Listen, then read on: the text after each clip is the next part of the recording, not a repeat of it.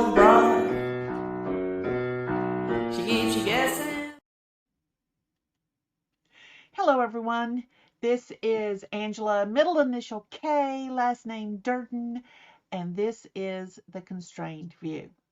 Now, you're probably wondering if you've listened to any of my podcasts and you hear me say, hello, this is Angela, middle initial K, last name Durden, that you're wondering, why does she say that like that? Well, I will tell you why.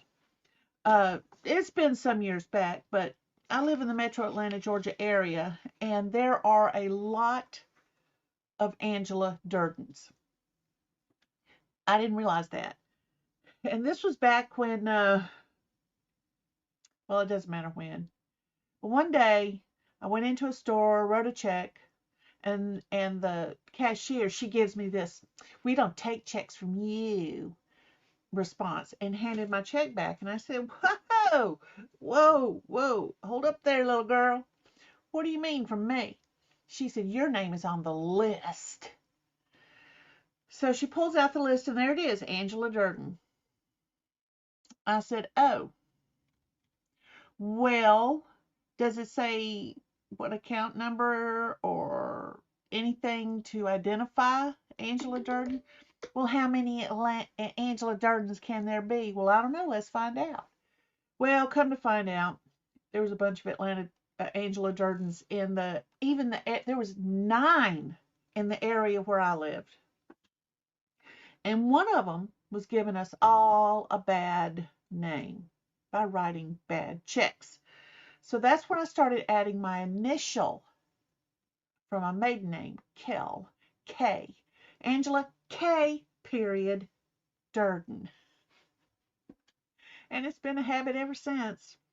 And there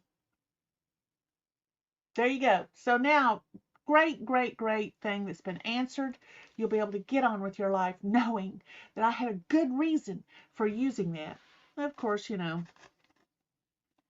like you care. But that's okay. Well, listen, there was I'm hoping to remember to put it in the show notes, but I saw a picture that, to me, is very important. And they say a picture paints 1,000 words. So the reason it means so much to me is because there's a lot of people in my entire life who somehow or another think they can get snarky with me and snippy and sarcastic and mean. And okay, fine. Um, they can do that. But the only reason I'm still alive, besides the C-sections that saved my life and the kidney surgery that saved my life, is that I did not get snarky and snippy and sarcastic back at them. I learned this as a child. Long story short, doesn't matter right now. But it became my habit that, especially when total strangers that didn't know me had something to say, I would assume that they wanted an answer. They wanted to know why I didn't snap back at them. Uh, it has really saved my life a few times. One time, I was um, I was walking down the street and this man, I don't know his story. I can only assume he was high or drunk, and he says, "Wow, look at you, just slinging that ASS." I stopped. I turned around, and he was just woo and stuff like that. And I said, "Sir." He stopped and he said, "Yes." I said, You know, a gentleman wouldn't say that to a total stranger. You know that, right? And he goes, no. Oh, okay. Well, a gentleman wouldn't do that. And then I turned around and walked off. It could have turned bad. It could have turned real bad. But some people say, Angela, why do you take that guff off of them? And it's because you just don't know where people are coming from. Now, lest you think that I can't be snarky. Oh, yes, I can. You can just ask my ex-husband. Well, you can't ask him anymore because he's now dead. But he had plenty of opportunities. We'll get into that later. So I always assume that people are coming from a position of they're not being mean. They just don't know how else to ask the question, if that even makes sense. It's how I operate, though. So I also realized that, maybe that's the best they can do. And maybe they need more information. So I questioned them. Which brings me to this picture. Imagine, if you will, and this is a real picture. Like I said, I hope to put it in the show notes. I hope it'll show up in the show notes. Imagine, if you will, a giant rock. Big old huge rock. Just sitting on the ground. And it's cracked in half. Perfect little crack. And the reason it cracked is because a seed was under it. And that seed took root. And that seed just kept pushing against it until a part of that rock gave way. You see? A part of the rock gave way. And then it said, woohoo! And it pushed a little harder with its little leaves, And then another part of the rock gave way. And then it pushed some more, and you get the drift.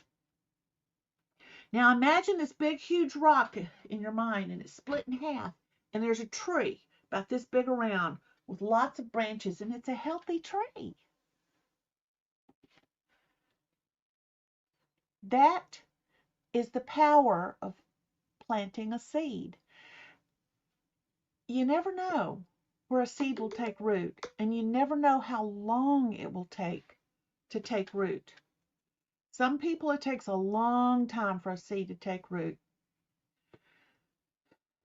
My husband was one of those, and it never did really work with him. So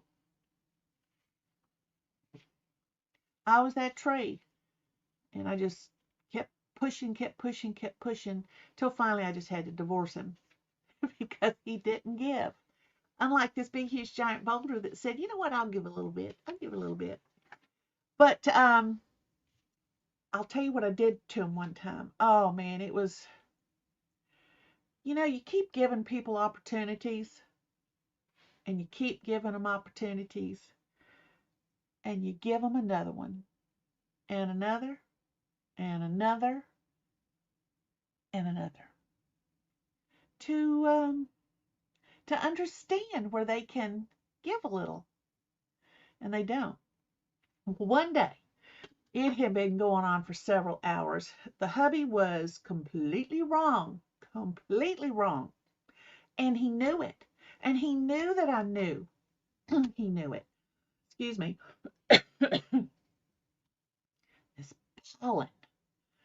So I had just heard somebody on a TV show few days before use this line, and I thought it was awesome. And I said, I'm going to be able to use that one day. One day. Well, here it comes. And he was sitting in his chair, and he was dug in, man. He was dug in for the long haul. He was going to prove that he was right, even though we both knew he wasn't. And he knew that I knew he wasn't. And we both knew I was right. And he knew that I knew that he knew that I was right. So I was tired of it. I was just tired. I wanted the argument to end. And I thought, I'm going to appeal to his humor. Let's do that. So I'm walking through the living room, and he's, and I'm going, and I come back and I go, look, "Are you sorry we quarreled?" He said, "Yes, I am." I said, "Good. Then I accept your apology."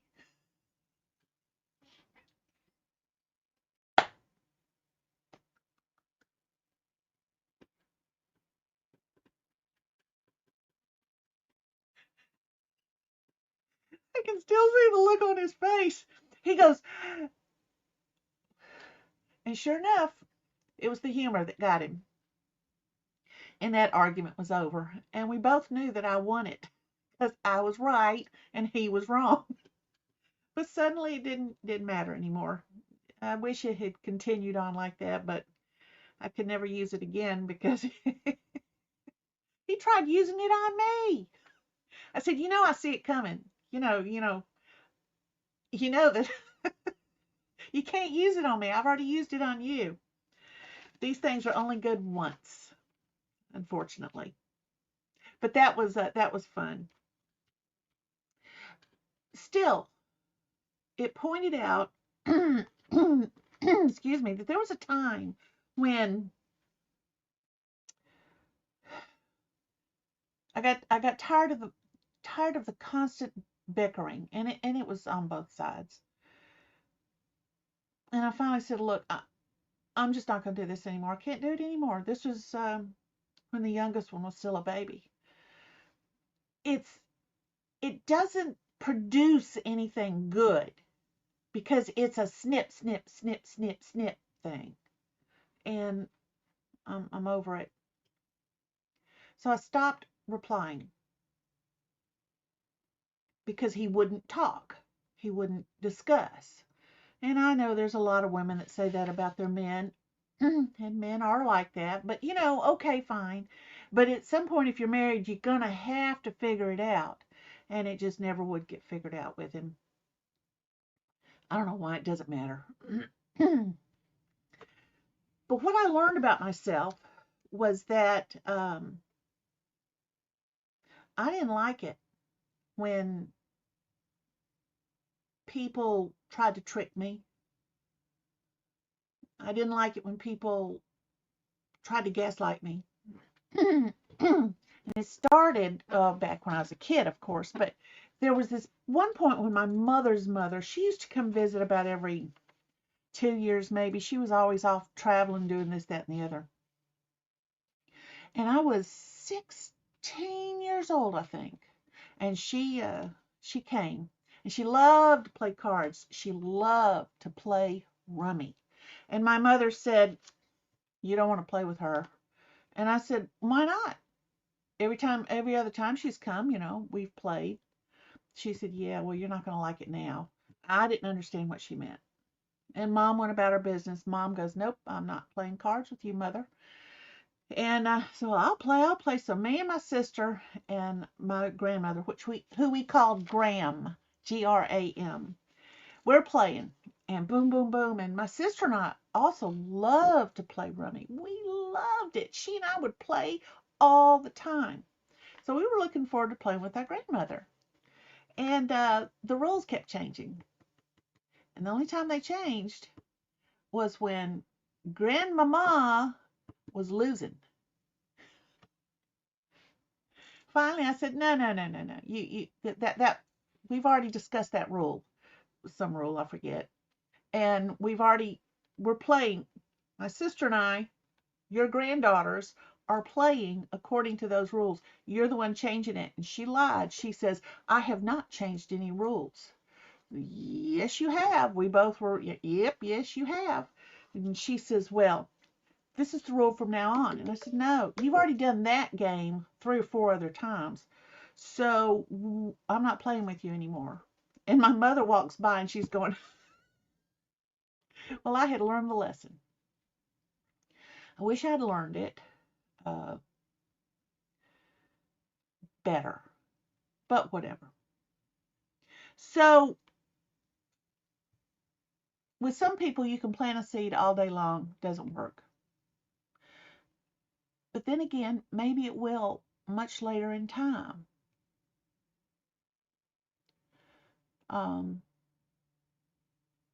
my grandmother didn't last much longer after that. She died about 8 years later, I think. So